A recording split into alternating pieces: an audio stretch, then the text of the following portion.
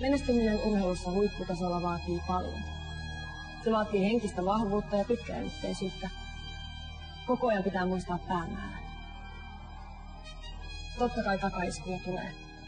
Jos loukkaantumiset ei vaivaa, niin voi olla, että treenaaminen ei vaan kulje.